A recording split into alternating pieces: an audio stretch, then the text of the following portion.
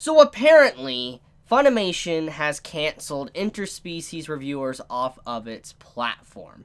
Now, to give some clarifications, if this is your first time hearing about it, so Funimation has effectively removed the entire series off of their site, so you no longer could officially and legally watch the show. You can't watch interspecies reviewers legally anymore, and you can't watch the dub version legally anymore. There is no way to legally watch it in the United States and basically in English, from what I'm aware of. Now, there might be other countries out there that might have different versions and stuff and different licensing that I'm currently unaware of, but at least from what I know of, right now, interspecies reviewers, at least on Funimation, it's completely removed, and there is no way for me personally and people in the United States to legally get a hold of said series. So what does this mean? What exactly happened? So if you haven't been living under a rock and you're aware of this current anime season, then you're probably very aware of what interspecies reviewers is. Even if you haven't watched it, you most likely have heard some talk about it here and there, either on my channel or on social media. It's been kind of the talk of the town, honestly, because it's been a heavily talked about series because of the raunchy content that it actually has within it.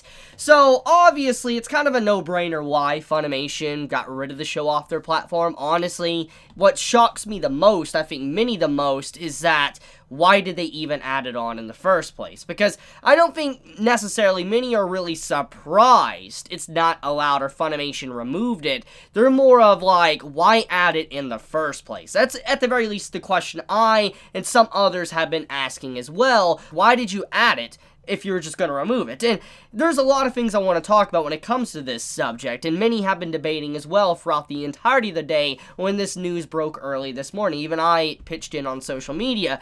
So basically, Funimation, as we know, is a major company. They're individuals that translate and dub anime. They bring it to the States, and they ship it out where you can buy it in BD, DVDs. I mean, they're mainly responsible, like what you would know or normally recognize them from is, let's say, Dragon Ball. People recognize Dragon Ball from Funimation. So, obviously, Funimation is a big corporation. They're a big company that license anime in the States for we can watch them legally. Now, obviously, Funimation isn't the only company that does this. You have Crunchyroll, Amazon, etc. There is a lot out there now, and it's continuing to grow as time goes on throughout the years. But getting back to the main point, Funimation, they removed it because it doesn't follow their company policy. So let's take a moment to look at what they have on their platform and why would they do this. So Funimation, they have had some raunchy series on their platform in the past, and they still do to this very day. Shimonetta is a good example. You know, DXD, and I think they have Sister Testament or whatever on their, site as well. They have some very ecchi series. Some series that are definitely, questionable. But nothing has really ever came to the level of what interspecies reviewer is. I will personally say that. I have watched a lot of ecchi series in my day. I've seen a lot of harems, etc. And I think that interspecies reviewers is definitely something that I have never seen ever on a legal streaming platform, let's say like Funimation, Crunchyroll, etc. I've never seen something quite like it. It is definitely a unique series for that regard. And like I said, I was questioning myself, how was this series even put on Funimation in the first place? News came out and then we see that they removed it.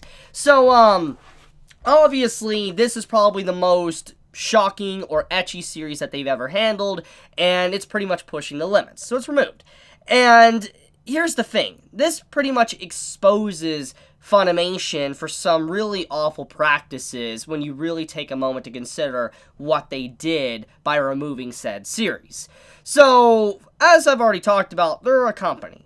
And companies need to make money. They're a business at the end of the day. I mean, regardless if you hate that, love it, whatever, they do need to make money. To be able to translate, sub, and dub the series we know and love, they need to make money. So obviously, these companies need to be able to grab certain titles, and they need to be able to, talk about them, translate them, etc. They need to get the publicity out on these said series. So the question is, what necessarily happened? Was there something going on that caused interspecies reviewers to shine negatively on Funimation? there hasn't, from what I'm aware of, been any negative backlash. There might be that I'm unaware of, but there hasn't really been any backlash to necessarily Funimation having the series on their platform. However, it is definitely a questionable series. I will agree to that. I will not fault Funimation for that, thought process, why they removed it. However, I will fault them because they actively licensed said series and decided that, oh, it should be here, and then remove it. This basically means that they never checked to see what this series was about in the first place. That's the big question.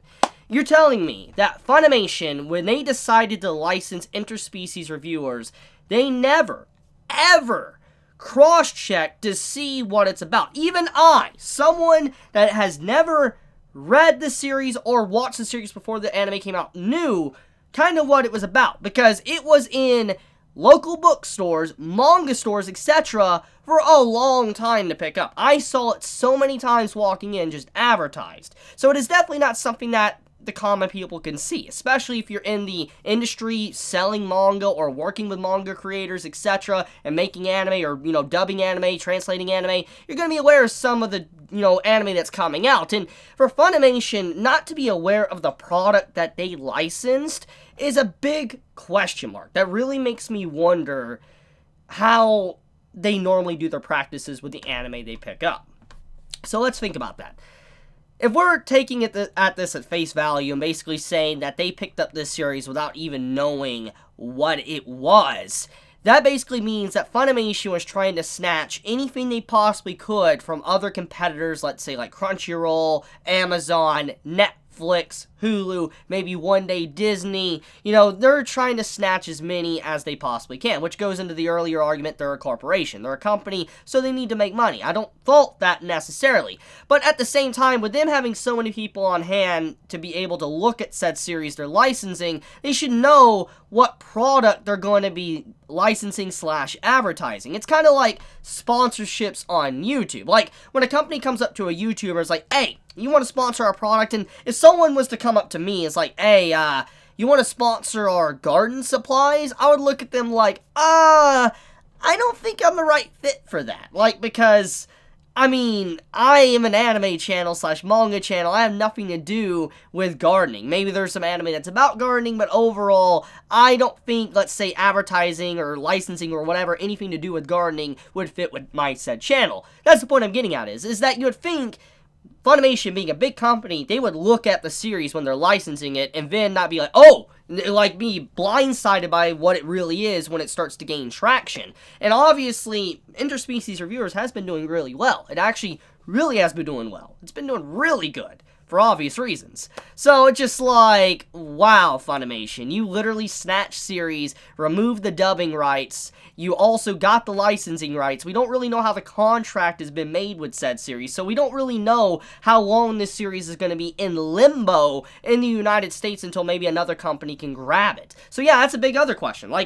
Funimation has the license streaming rights, but who has the distribution rights? Who can distribute the, the actual physical product? I'm assuming Funimation, because they do that as well. So, if they have the distribution rights in the United States, and they have the dubbing rights, they have the translation rights, no other company is probably ever going to be able to get a hold of that for a very long time, unless Funimation decides to just get rid of it. Because I'm assuming they have a contract. I'm assuming they have a contract with the series. So that's another question. So there's so many things about this that's just a big, facepalm. I'm just like, wow, you snatched this series without knowing. You could have given it to another company, and they might have been able to do it justice and not remove it. It's kind of scum, honestly. So yeah, I'm going to leave it at that. Just a little 2 cents I wanted to talk about when it came to this. Like I said, I don't fault Funimation for removing it. I don't think it should have been on their platform to begin with. Not saying I hate this series, don't get me wrong. I'm glad it's getting popularity.